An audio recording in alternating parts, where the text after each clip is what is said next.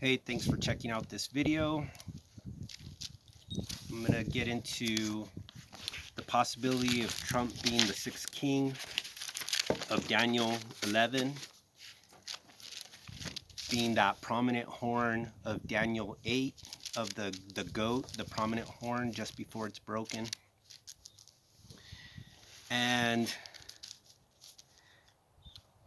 But first I want to comment and just give my personal opinion on the notion that Trump is the Antichrist, because you have, on one hand, you have these believers and Christians that believe that Trump is this man that God is using to preserve what they feel is a Christian nation, and they have their reasons for all this kind of thing. And so they believe that this man Trump is this amazing person that they've been praying for, that there's finally this US president that openly confesses to believe in their God. And on the other hand, you have believers and Christians and things of that nature that believe that this man is the Antichrist because he's so deceptive and he's, vain.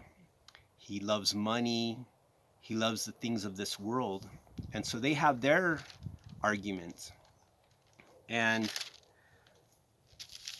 But I want to just read Daniel 11:21, and this is speaking of the Antichrist. There will arise in his place a despicable man, not entitled to inherit the majesty of the kingdom, but he will come out without warning and gain the kingdom by intrigue. Large armies will be broken and swept away before him, as well as the prince of the covenant. Alliances will be made with him, but he will undermine them by deceit. Then, although he will have but a small following, he will emerge and become strong. Without warning, he will assail the most powerful men in each province and do things his predecessors never did, either recently or in distant past. He will reward them with plunder, spoil, and wealth, while devising plots against their strongholds, but only for a time. And only for a time is because this Antichrist only has 3.5 years. And we know that Trump did not come without warning. He's been around. He's been a public figure for a long time, and he announced his election back in 2016, and he was voted in, right? There was, a contest of, was he legitimately sworn in and all that kind of thing. There was, some things about his election, but he still went through the proper channels to gain power over, gain power. And he's already been in office at, I believe, at least 42 months or 44 months, and we're going into, I think, the 45th month. And so this Antichrist only has 42 months to do his work. So we're already past that time frame. And this talks about how this Antichrist figure gets into all these wars and things. And so I don't believe any of those things have happened. So that's why I don't believe that Trump is the Antichrist.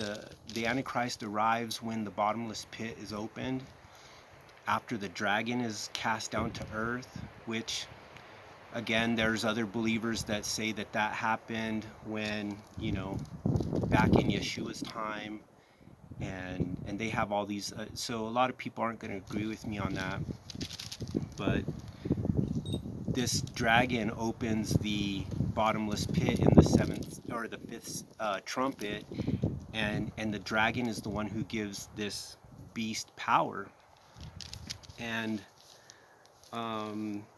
this beast, this antichrist figure, rises out of a broken nation, and that's the prominent horn is broken, and these four horns come up, and then the antichrist rises out of those horns as the little horn. And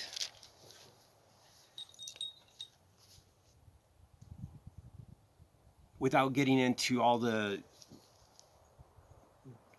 tangent theories about this, the little horn has to rise out of this broken kingdom, and we'll see that in just a second. So I just want to give a quick opinion on Trump being the Antichrist. I mean, there's many more examples and other scenarios in the story, the long story of the end times, and characters following. The two witnesses aren't on the earth yet, calling fire down. There's just things that need to happen that lead up to this Antichrist figure. So what I want to do here is just recap the sixth king and give these details that fit more in line with what Trump is doing. And so I'm going to start in 11:15. And so this is talking about the sixth king. Then the king of the north will come, set up siege works, and capture a fortified city. The forces of the south will be in sufficient defense. Even his elite troops will not be strong enough to resist. The invader will do as he pleases. No one will be able to withstand him. So he will establish himself in the land of glory, and he will have the power to destroy it. He will determinately advance with the full force of his kingdom, but he will make an agreement with the king of the south and give him a daughter in marriage. His object will be to destroy him, but the agreement will not last or work out in his favor. Next, he will put his attention on the coastlands and islands and capture many, but an army commander will put a stop to his outrages and cause his outrages to come back on him. After this, he will put his attention on the strongholds of his own land, but he will stumble, fall, and not be seen again. This is the sixth king. So this sixth king is the one who sets up these agreements, okay? And it's not the agreement that we see in Daniel 9, where the Antichrist makes the agreement. Okay, these are different agreements that lead up to that. So moving on, verse 20. In his place will arise one who will send a tax collector through the glorious kingdom, but within a few days he will be broken, though neither in anger nor in battle. So this is the seventh king that we read in Revelation that only lasts for a few days, but isn't broken in anger or in war. And also in the Daniel 8 vision of the goat that has the prominent horn, the kingdom's broken into the four winds, and then the little horn rises out of it. It says, in his place will rise one who sends a tax collector through the glorious kingdom, but within a few days he will be broken, though neither in anger and war. So all those scriptures line up to the seventh king being only lasting a few days, not broken in anger and war, and those things. There will arise in his place the little horn. In his place, a despicable man not entitled to inherit the majesty of the kingdom. And we read all that. So I'm going to jump over to Daniel 9, and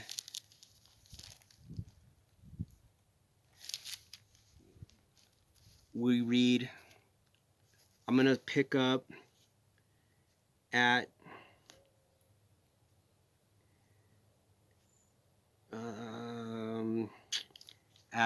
verse 26. Then after 62 weeks, Mashiach will be cut off and have nothing. The people of the prince yet to come will destroy the city and the sanctuary. So Jerusalem's going to be destroyed, and the sanctuary. But his end will come with the flood, and desolations are decreed until the war is over. He will make a strong covenant with leaders for 1 week of years. For half of the week, he will put a stop to the sacrifice and the grain offering.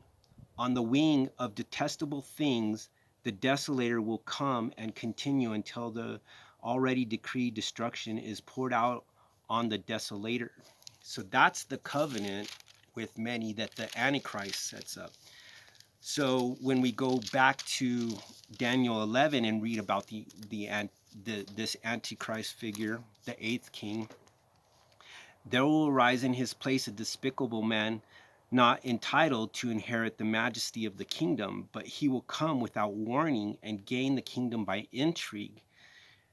Large armies will be broken and swept away before him, as well as the prince of the covenant. And it's talking about the sixth king, those covenants that sixth king set up. Alliances will be made with him, but he will undermine them by deceit. Then, although he will have but a small following, he will emerge and become strong. And then it goes on to say more, but we see that the sixth king sets up these covenants with the king of the south, and then things don't work out in those favors. So what a lot of teachers are teaching is that these Abrahamic Accords with the UAE and all these other Arab nations is the lead up to the Daniel 9:27 covenant. But in fact, they are most likely these covenants of Daniel 11 in the verse 17, that this sixth king is setting up these agreements because there's these constant battles between the north and the south armies.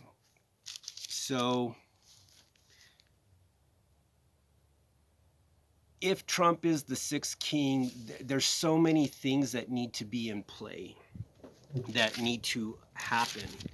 It seems like Trump is the one from the West, the goat from the West, that leader that establishes himself in the land of glory, setting up the U.S. embassy there, having the inaugural coin of the 70 years,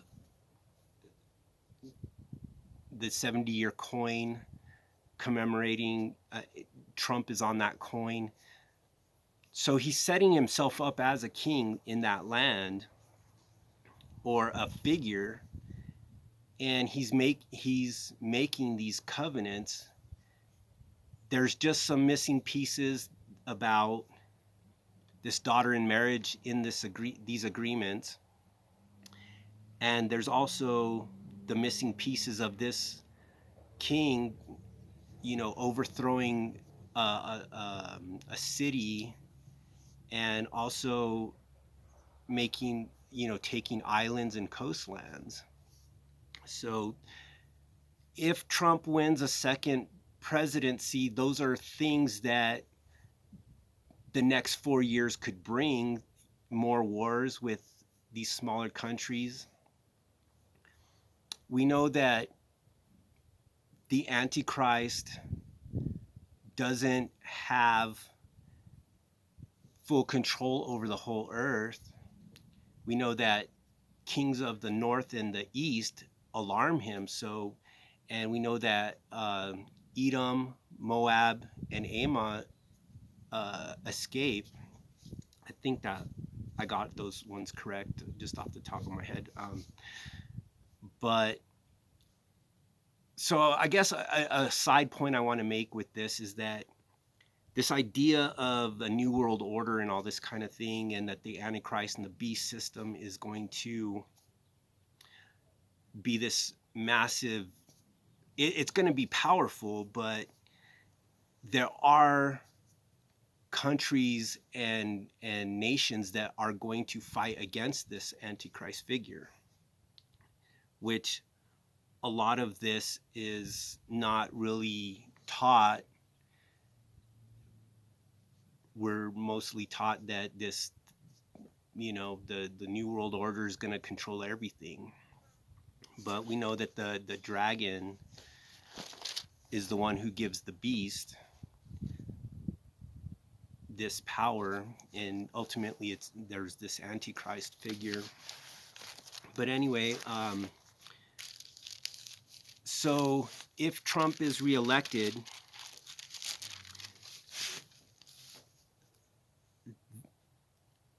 this is what will most likely the next part of his administration will look like.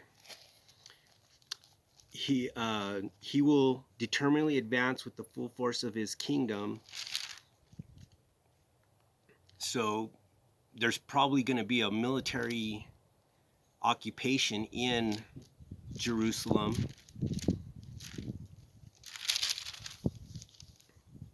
There'll most likely be a peace agreement with this king of the south, and that's looking like it's Iran.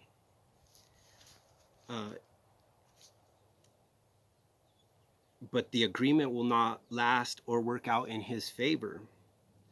And then next, he will put his attention to the coastlands and islands and capture many.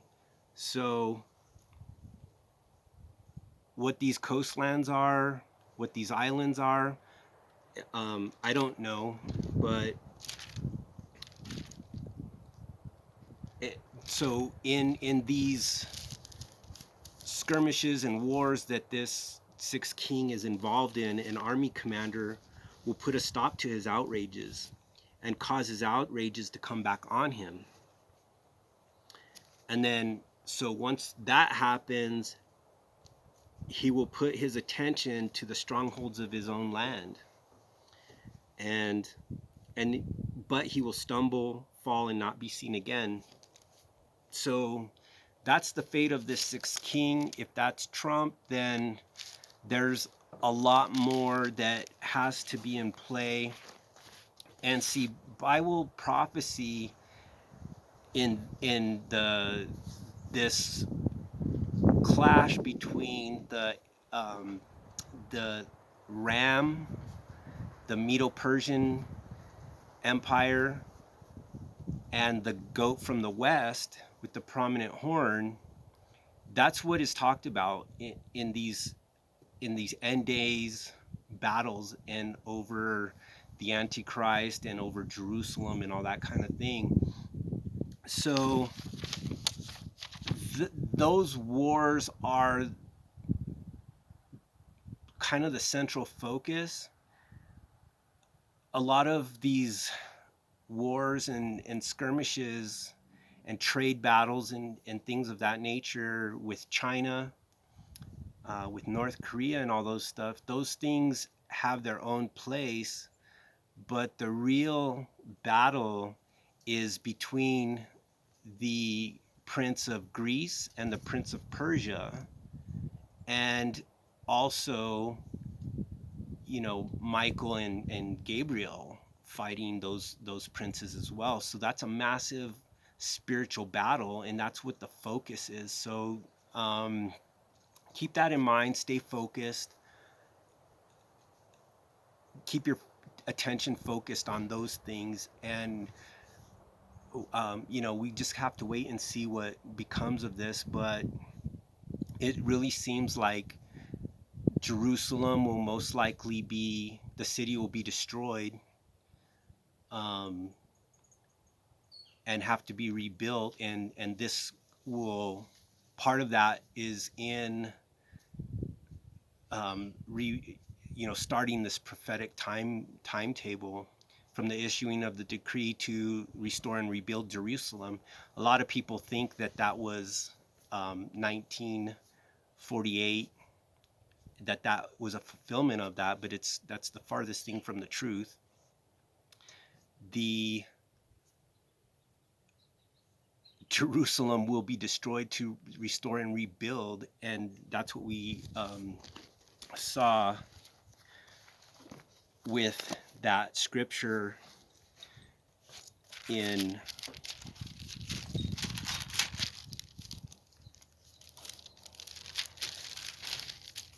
Daniel 9, where the people of the prince that yet to come will destroy the city and sanctuary. So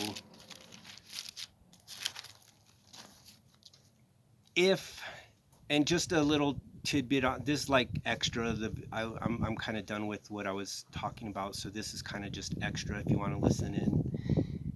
But if the 1948 was the restoration of Israel, that's not true there's multiple reasons why, but the Valley of Dry Bones is the ingathering of the entire house of Israel. And that is the restoration of the entire house of Israel. The entire house of Israel is not in Jerusalem. And it says, when I restore on that day, I will remove their sin. Well, Jerusalem and Israel, the land, the scriptures say that spiritually is Sodom and Egypt right now, until Yeshua comes and purges all of that stuff.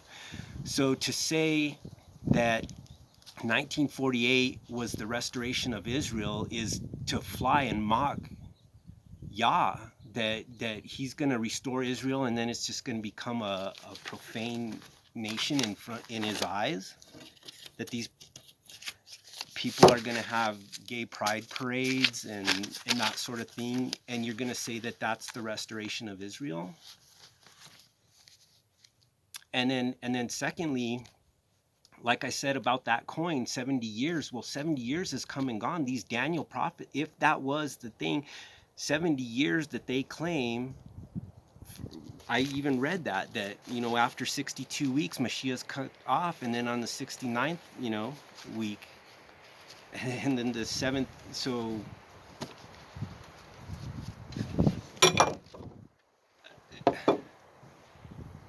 the prophetic timeline is already come and gone. And if that 70th week would have started, I believe, in 2017, so we're 3.5 years into this, then I don't know, the story doesn't line up prophetically or in the time frame. So we're waiting for the restoration of true Jerusalem and the people being called and gathered back to Jerusalem, the real Hebrew Israelite children that follow Yeshua and follow the commandments. And anyway, looks like my time is done. Anyway, thank you for watching this, and let me know what you think, and I hope you guys are well. And remember, read the letters to the churches in Revelation 2 and 3 as your guide through the end times. We're approaching the time of we need to always be coming back to Yah, and being that first church where we come back to our first love. And also check out some of my other videos. This channel is about researching end times. It's an eschatology channel. If you'd like more videos, please subscribe, and I thank you very much for that. And this channel is about research and teaching others, and I hope you're at least challenged in your thinking. If it's if you have any questions or anything, please ask, and I'll try to answer those the best I can. And but anyways, thank you, and hope to catch you in another video. Okay.